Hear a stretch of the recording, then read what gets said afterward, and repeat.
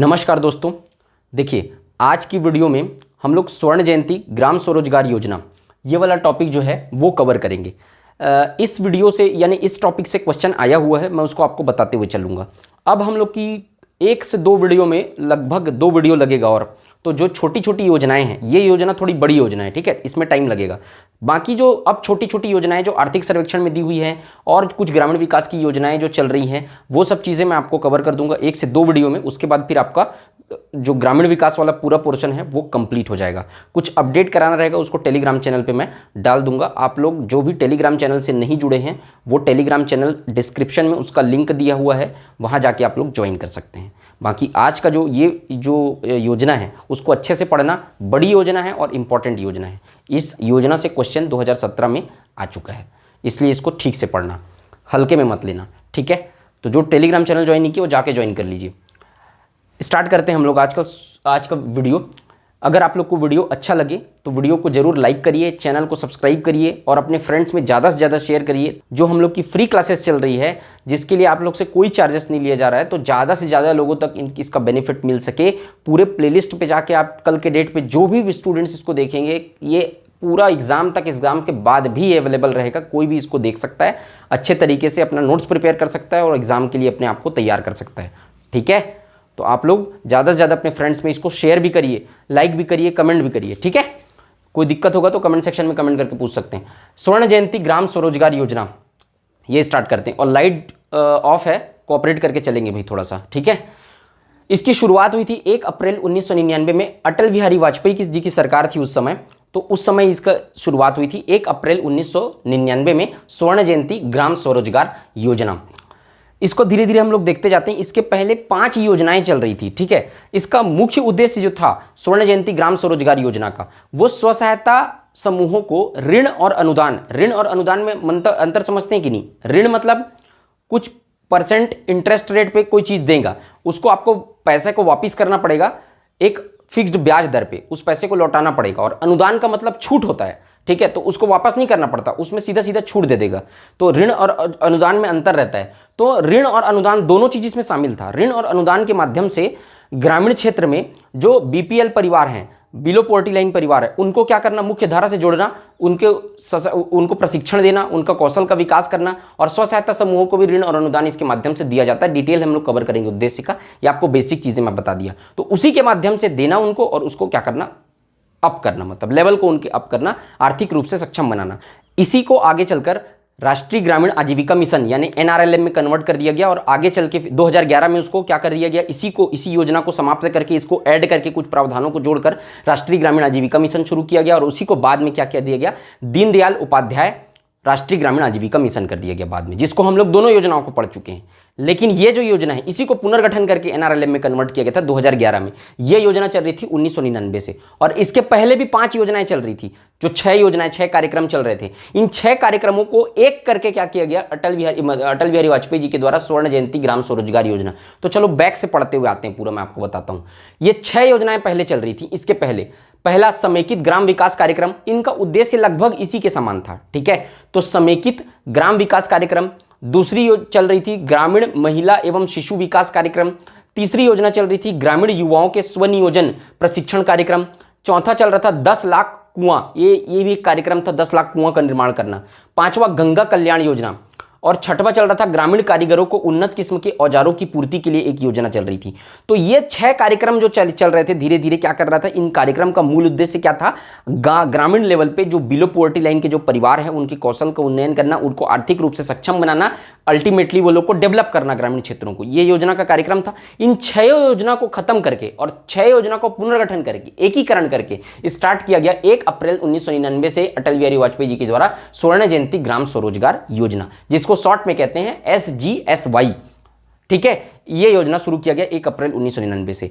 यही योजना, इसी योजना में कुछ ऐड किया गया, कुछ उद्देश्य जोड़े गए, विशेषताएं इसकी सब मैं बताऊंगा आपको, कितना कितना वित्त पोषण है, कौन कौन क्रियान्वयन एजेंसी है, वो सब।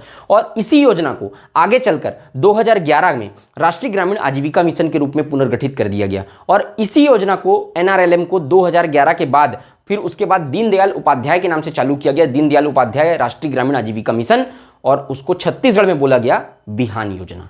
ठीक समझ गए आप लोग। तो कहां से स्टार्ट हुआ है, यहां से इंटीग्रेटेड रूरल डेवलपमेंट प्रोग्राम कहा जाता है, समेकित ग्राम विकास कार्यक्रम, और ये 6 ये इसको पुनर्गठन करके ये उसके बाद फिर 2011 में इसको पुनर्गठन करके एनआरएलएम, और उसके बाद फिर दीनदयाल उपाध्याय योजना जी करके फिर बिहान जिसको बोला गया छत्तीसगढ़ में। ये पूरा इसका हिस्ट्री बैकग्राउंड था। ठीक है, तो इसको अपन देख लेते हैं, इसके उद्देश्य क्या थे। तो पहला, गरीब परिवारों को गरीबी रेखा के ऊपर उठाना, जैसे कि मैंने आप लोग को बताया। तो कैसे ऊपर उठाया जाएगा, उन लोगों को क्या किया जाएगा, कौशल उन्नयन किया जाएगा। जो ग्रामीण क्षेत्र है वहां पर जो एक बेसिक बता रहा हूं मैं आपको पहले, ठीक है, इसको छोड़ो, अभी यहाँ जो लिखा है उसको, मैं जो बता रहा हूं उसको सुनो। उससे क्या होगा कि आप लोग को मैं जो बताता हूं उसको ध्यान से सुना करो, और कुछ कुछ पॉइंट्स को जो आप लोग नोट कर सकते हो पॉज करके वीडियो को नोट भी किया करो। तो जो सुने रहोगे ना चीज, मैं उसको अपने इजी ये आप मैं यहाँ पर लिखता हूँ ताकि आप लोग प्रॉपर नोट बना सको करके।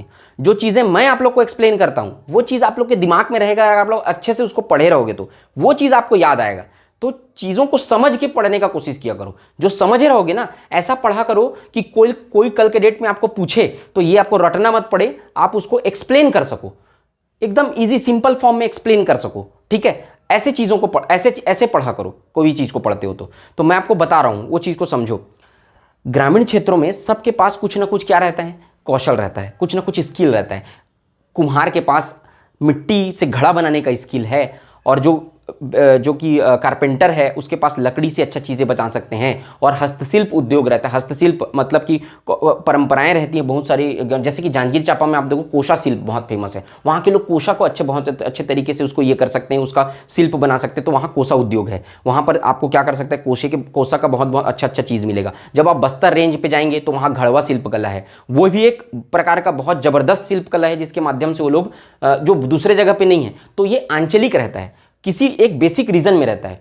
तो अब उसको आइडेंटिफाई करके कि किस रीजन में कौन सी कला है, कौन सा क्षेत्र, वहां पर वहां के लोगों का स्किल क्या है, उसको आइडेंटिफाई करके उसको फिनिशिंग टच देना, उन लोग को थोड़ा सा और प्रशिक्षण देना, और प्रशिक्षण देके वो लोग को उसको फिनिशिंग करना, और वो लोग को क्या करना, एक फंड प्रोवाइड करना, ताकि वो लोग के पास स्किल रहता है लेकिन पैसा नहीं रहता है, स्किल रहता है लेकिन वो लोग के पास मार्केट नहीं रहता है, मार्केट का एक्सेस नहीं रहता है। तभी आप लोग देखे होंगे जो घड़ा एक कुम्हार गांव में बना के 70 रुपए 50 रुपए में बेचता है, उसी घड़े को आप अगर नेशनल मार्केट पे लॉन्च कर दें, इंटरनेशनल मार्केट पे लॉन्च कर दें, तो वही घड़ा थोड़ा सा रिनोवेट करके उसको 500 रुपए 400 रुपए में बेचा जा सकता है। लेकिन क्या है, खरीदने वाले रहने चाहिए, मार्केट का एक्सेस रहना चाहिए, मार्केटिंग कैपेबिलिटी रहनी चाहिए, उतना कौशल रहना चाहिए।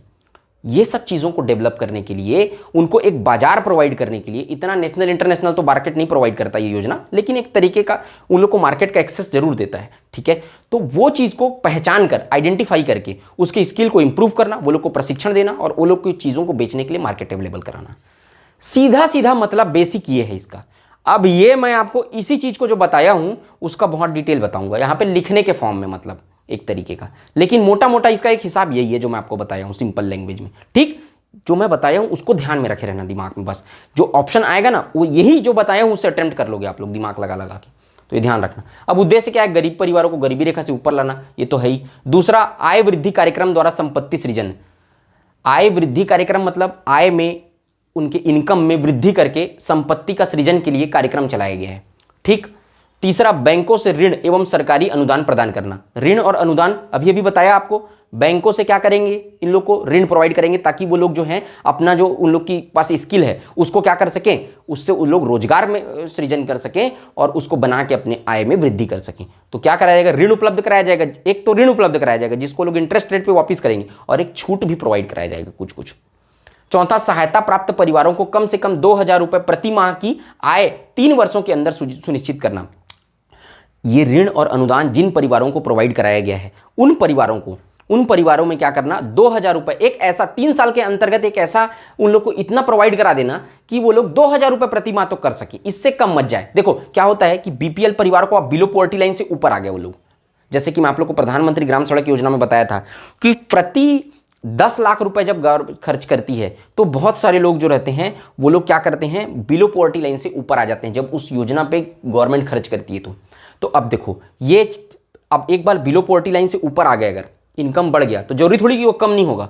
एक महीना ऊपर आ गया, दूसरे महीना फिर कम हो जाता था।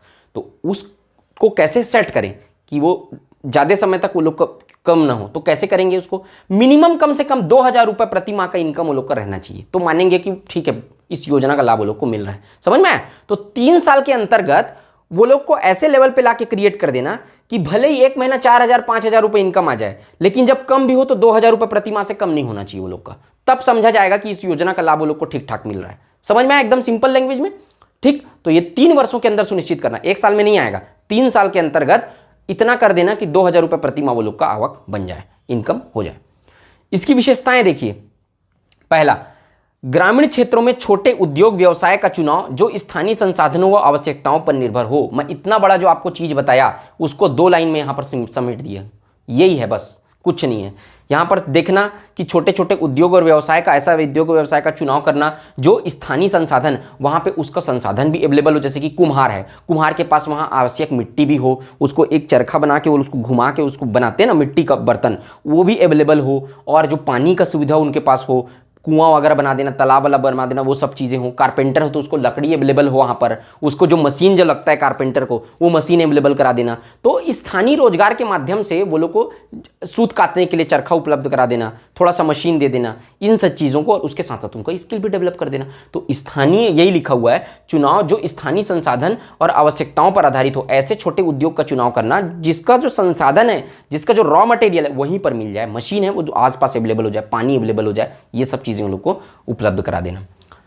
दूसरा, स्व सहायता समूह को प्राथमिकता दी जाती है। अब देखो, स्व सहायता सेल्फ हेल्प ग्रुप बहुत सारा बना रहता है, ठीक। तो स्व सहायता समूह के बारे में बताऊंगा अभी थोड़ा देर में, पहले भी बता चुका हूं स्व सहायता समूह के बारे में, थोड़ा सा डिफरेंस है, बस वो चीज को क्लियर कर लेना है। यहाँ पर स्व सहायता समूह को प्राथमिकता दी जाएगी। एक ब्लॉक के अंदर बहुत सारे स्व सहायता समूह रहेंगे, तो वो स्व सहायता समूह को जो लोग पहले से, जो स्व सहायता समूह में वैसे भी बीपीएल परिवार के लोग शामिल होते हैं, तो वो लोग को प्राथमिकता दिया जाएगा इस योजना का लाभ, ताकि वो लोग को मिले, ऐसा इसका ये है।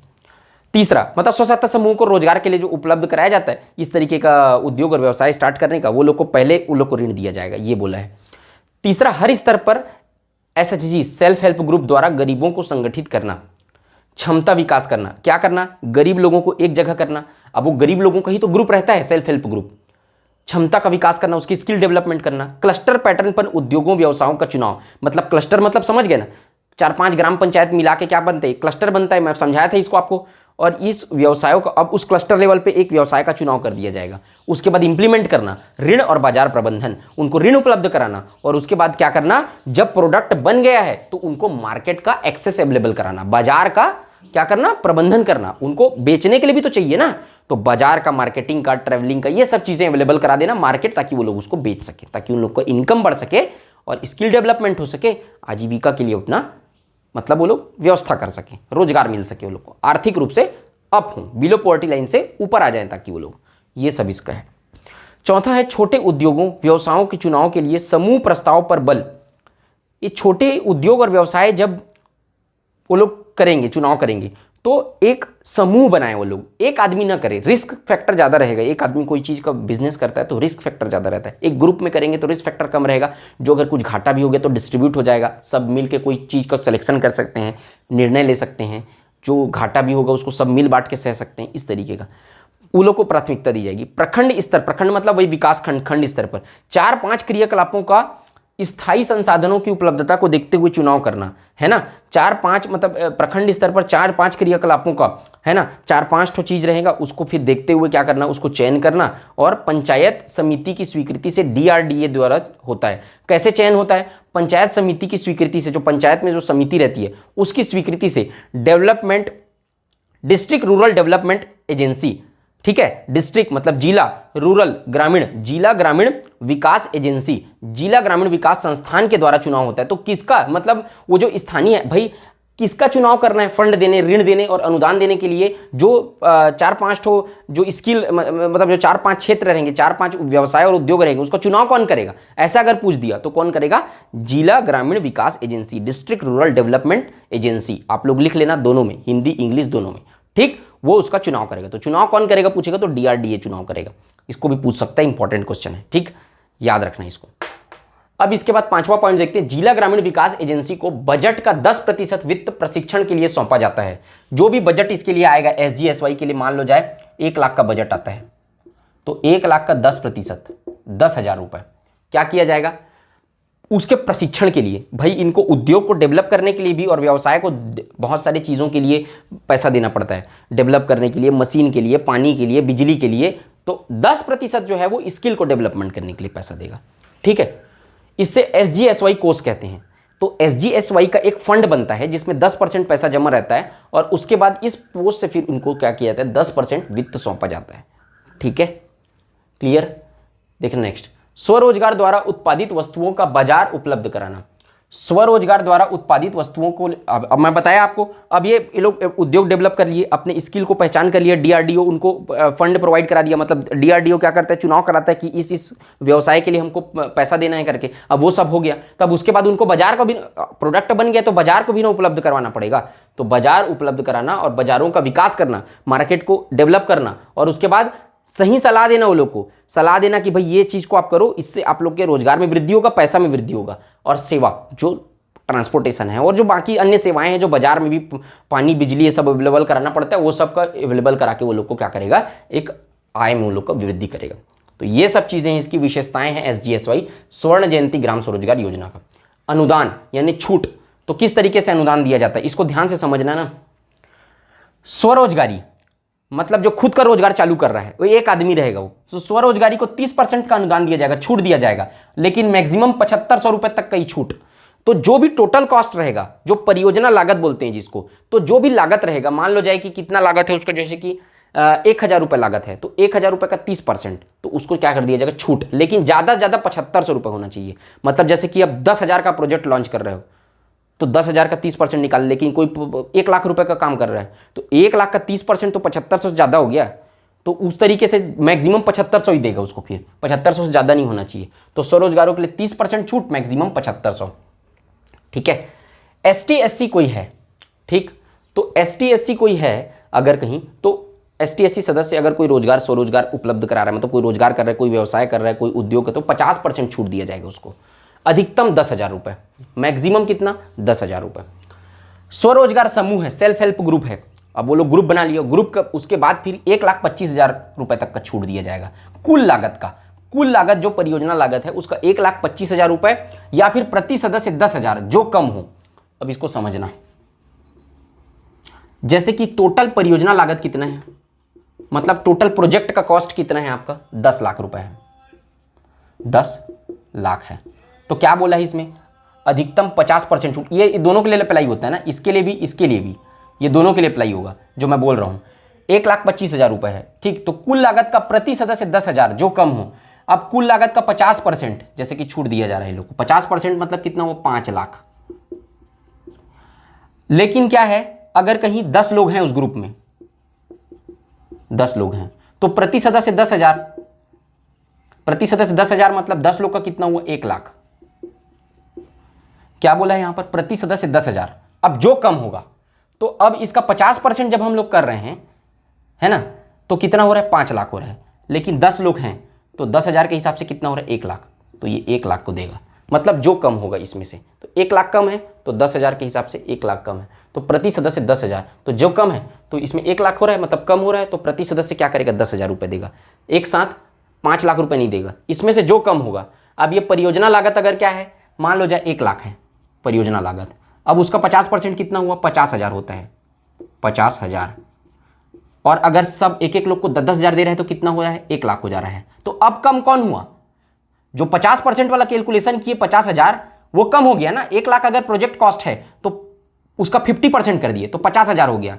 और लेकिन 10,000 रुपये एक एक लोग को दे रहे हैं तो 1 लाख हो रहा है। तो अब दोनों में कम कौन हो रहा है, 50,000 हो रहा है। तो फिर ये 50% वाला केस अप्लाई हो जाएगा।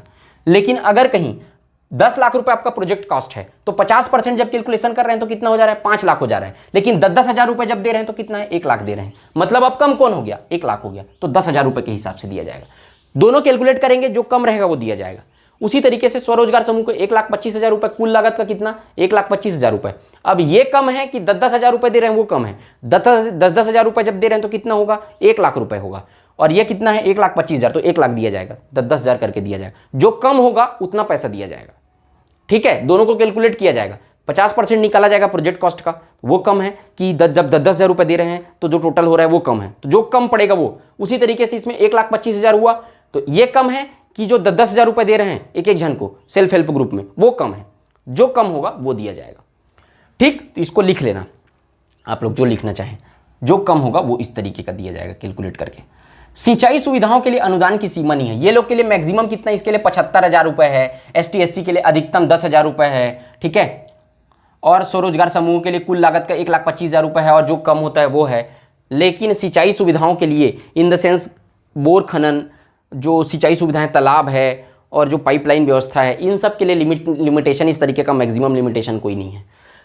ऋण पहले दिया जाएगा, अनुदान अंत में प्राप्त होगा। देखो पहले क्या किया जाएगा, प्रोजेक्ट के लिए ऋण दिया जाएगा जिसको आपको वापस करना पड़ेगा, अनुदान बाद में मिलेगा भाई, जो छूट है वो अंत में मिलेगा, ये भी याद रखना।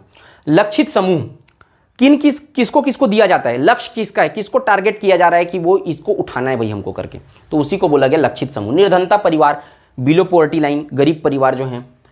SC ST स्वरोजगारी को 50%, ठीक है, मतलब 50% लोगों को इसका लाभ पहुंचाना है, जिसमें से 50% क्या होनी चाहिए, ST SC स्वरोजगारी होनी चाहिए, ST SC के वो लोग होने चाहिए 50%, ऐसे लोगों को प्रॉफिट पहुंचाना। 40% ऐसे लोगों को लाभ देना जो महिलाएं होनी चाहिए, महिलाओं को 40% महिलाओं को इसका प्रॉफिट दिया जाएगा, मतलब रोज इसके माध्यम से स्वरोजगार उपलब्ध कराया जाएगा, जो प्रशिक्षण उपलब्ध कराया जाएगा।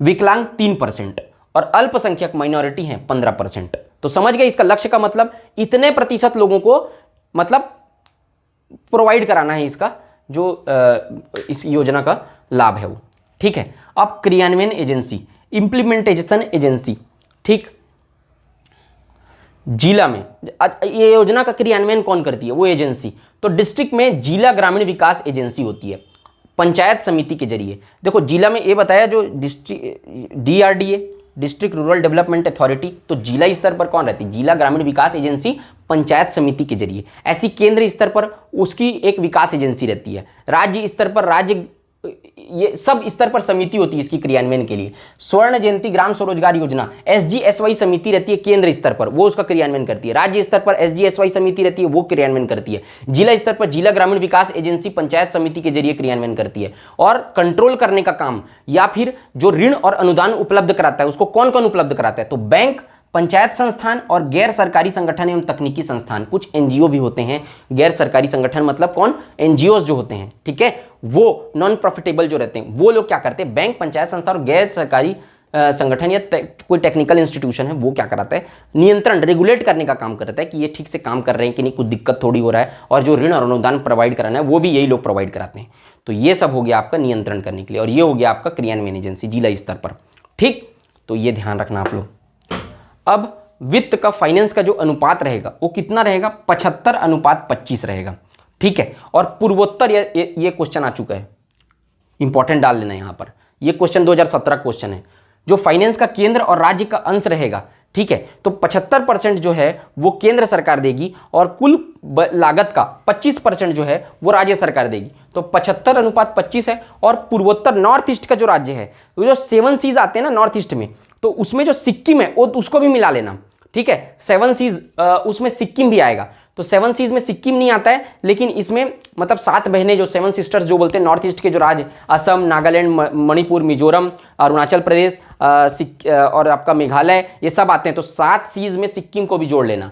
तो पूर्वोत्तर राज्यों में सिक्किम को मिलाकर 90:10, 90% जो फंड है वो सेंट्रल गवर्नमेंट देगी, 10% फंड जो होगी वो स्टेट गवर्नमेंट देगी, ठीक। तो ध्यान रखना 75-25 पिछले बार ये आया है तो रिपीट नहीं करता है, बार बार ये नहीं देगा, दे भी सकता है लेकिन कम है चांसेस, लेकिन पूर्वोत्तर राज्य का तो दे सकता है ना। तो इस तरीके से कैलकुलेशन करके पढ़ा करो, पिछले बार ये आया है तो इसके हिसाब से इस बार कौन सा देगा, थोड़ा सा एनालिटिकल पावर को, कैपेबिलिटी को इंप्रूव करो अपना। पिछले बार ये आ सकता है तो इसी के आसपास की चीजें कौन सी आ सकती हैं इस बार, तो पिछले बार ये आया है तो इस बार इसको ध्यान रखना, ये आ सकता है, इस तरीके का पढ़ा करो।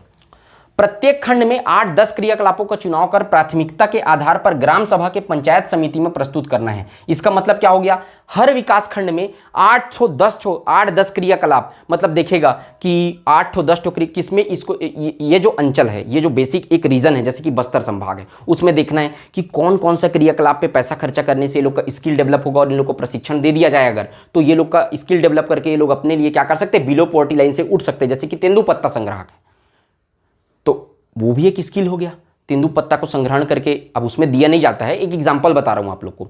और भी बस्तर में सल्फी बेचते हैं वो लोग, पेड़ से ऊपर से सल्फी निकाल के बेचते हैं। और क्या करते हैं, घड़वा शिल्पकला और रजवार भित्ति शिल्पकला, मिट्टी शिल्पकला, कौड़ी शिल्पकला, आपका एक और शिल्पकला होता है बांस शिल्पकला, है ना। तो ये सब शिल्पकला है, ये आर्ट एंड कल्चर में पढ़ोगे आप लोग छत्तीसगढ़ में। अभी वो बताना स्टार्ट कर दिया तो फिर यहाँ पर आर्ट एंड कल्चर चालू करना पड़ जाएगा छत्तीसगढ़ का, वो बहुत बड़ा टॉपिक है।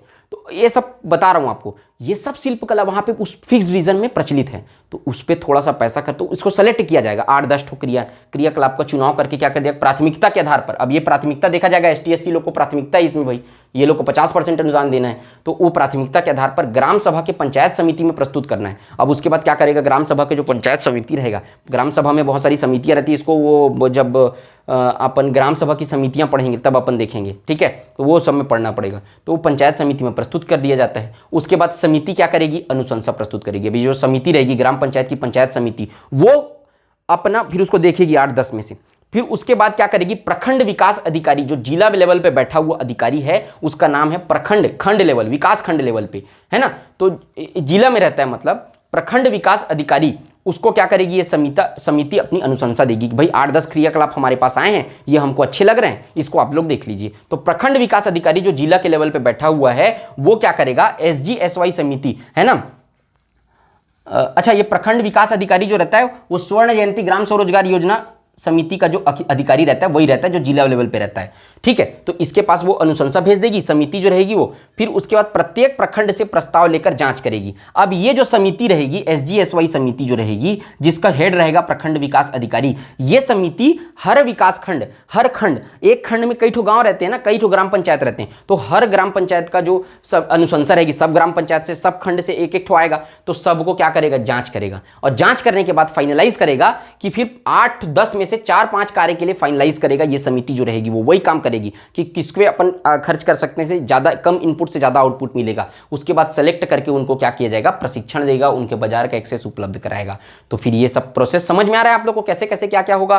पहले 8-10 क्रियाकलापों को चयन किया जाएगा प्राथमिकता के आधार पर, पंचायत समिति को देगा, पंचायत समिति उसकी अनुशंसा किसको भेजेगी, प्रखंड विकास अधिकारी को भेजेगी जो SGSY समिति को हेड करता है। उसके बाद ये जांच करेगा, जांच करने के बाद इसमें से 8-10 में से 4-5 को सेलेक्ट करेगा और इसके लिए फिर प्रशिक्षण बाजार और उपलब्ध कराएगा, सब चीज समझ गए।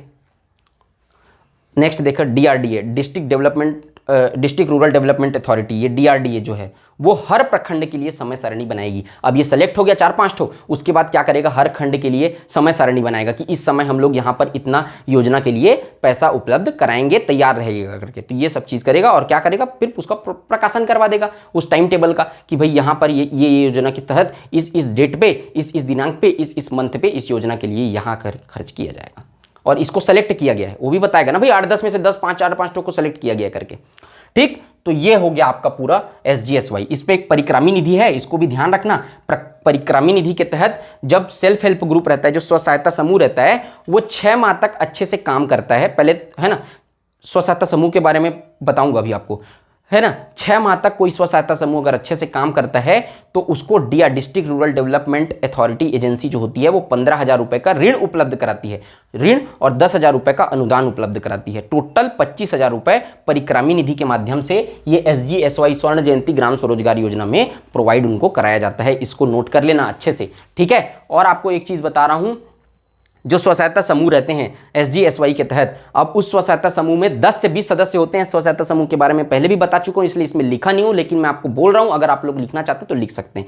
इसके तहत जो स्व सहायता समूह डेवलप होते हैं उसमें 10 से 20 सदस्य होते हैं। टोटल कितने सदस्य होंगे, 10 से 20 सदस्य। लेकिन कोई सदस्य अगर पहाड़ी क्षेत्र है, मरुस्थली क्षेत्र है, या फिर ऐसे IAP जिले हैं, जनजाति जिले हैं, तो इन सब में 5 से 20 सदस्य भी हो सकते हैं, ठीक है। ऐसे तो 10 से 20 सदस्य का एक समूह रहेगा, लेकिन 5 से लेके 20 तक भी हो सकते हैं। तो ठीक है, तो ब्लॉक स्तर पे, ठीक है, ये एक पॉइंट हो गया।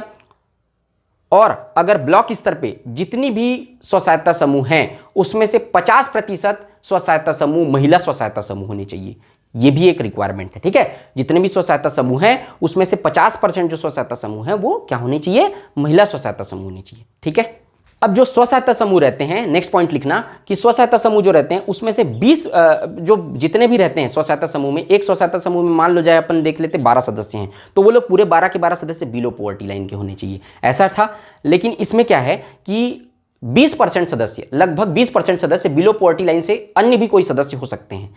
20% आवश्यकता अनुसार 30% भी उसको किया जा सकता है, 30% से ज़्यादा नहीं होने चाहिए। तो 12 का 30% का कैलकुलेट कर लो, उतने सदस्य जो रहेंगे वो गरीबी रेखा से ऊपर वाले सदस्य भी हो सकते हैं, लेकिन उसके लिए क्या है, गरीबी रेखा के सभी सदस्य सर्वसम्मति से पास करेंगे कि भाई हाँ ठीक है, इनको शामिल कर लिया जा सकता है। तो बिलो पॉवर्टी लाइन के ऊपर भी 30% सदस्य जो रहते हैं वो स्व सहायता समूह के सदस्य बन सकते हैं। तो ये 3-4 ठो स्व सहायता समूह का देख लेना। नॉर्मली 10 से 20 क्या बोलते हैं आपका पहाड़ी दुर्गम इलाके के लिए 5 से 20 सदस्य, और ये जो 50% जो ब्लॉक स्तर पे है वो महिला, और चौथा पॉइंट क्या बताया हूँ कि वो मैक्सिमम 30% लोग क्या करते हैं, बिलो पॉवर्टी लाइन से ऊपर वाले सदस्य भी शामिल हो सकते हैं। तो ये सब स्व सहायता समूह होने चाहिए। स्व सहायता समूह को परिक्रामी निधि जब 6 माह तक काम करेगा तो 25,000 रुपये तक का ये निधि से उसको फंड अवेलेबल करा दिया जाएगा। ठीक है, क्लियर? ये चीज़ों को नोट करके रखना, ये इंपॉर्टेंट है योजना, इससे क्वेश्चन आ चुका है और भी आ सकता है, इसलिए इसको पढ़ के रखना। ठीक है, देखिए लाइट बंद होने के बाद इतना टेम्परेचर में, गर्मी में आप लोग को पसीना निकलते हुए भी मुझे पढ़ाना पड़ रहा है, ताकि आप लोग का वीडियो लेट ना हो जाए, आप लोग को टाइम पे वीडियो अवेलेबल हो, टाइम पे अच्छा कंटेंट मिले, और आप लोग का रूरल डेवलपमेंट जल्दी से जल्दी खत्म हो, ताकि आप लोग का एक अच्छा नोट्स प्रिपेयर हो और उसको ज़्यादा से ज़्यादा आप लोग एग्जाम के टाइम तक रिवाइज कर सके, ये जल्दी हम लोग खत्म कर सके करके। ठीक है, तो आप लोग उसके महत्व को समझिए, आप लोग उस एफर्ट को समझिए, उसकी रिस्पेक्ट कीजिए, और आप लोग जो मैं आप लोग को सपोर्ट कर रहा हूं अगर, तो आप लोग की भी रिस्पॉन्सिबिलिटी बनती है कि जो मेहनत है उसको आप लोग समझें और उसको समझ के आप लोग सपोर्ट करें, लाइक करें, शेयर करें, ज़्यादा से ज़्यादा लोगों तक, अपने फ्रेंड तक पहुंचाना भी आप लोग की रिस्पॉन्सिबिलिटी है। ठीक है, उसी माध्यम से एक ही मीडियम है, ठीक है, जिससे आप लोग इक्वल एंड अपोजिट सपोर्ट मुझे कर सकते हैं, जिससे आप लोग को और अच्छा कंटेंट अवेलेबल कराने के लिए मुझे एनर्जी मिलेगी। ठीक है, तो लाइक करिए, चैनल को सब्सक्राइब करिए, अपने फ्रेंड्स में जितना शेयर कर सकते हैं उतना शेयर करिए और सपोर्ट करिए, ताकि आपके एक एक सपोर्ट की वैल्यू है। और कमेंट करके जरूर बताइए कि आप लोग को वीडियो जो है वो कैसा लगा। ठीक है, तो आज की वीडियो में सिर्फ इतना ही, मिलते हैं नेक्स्ट वीडियो में। जय हिंद, वंदे मातरम।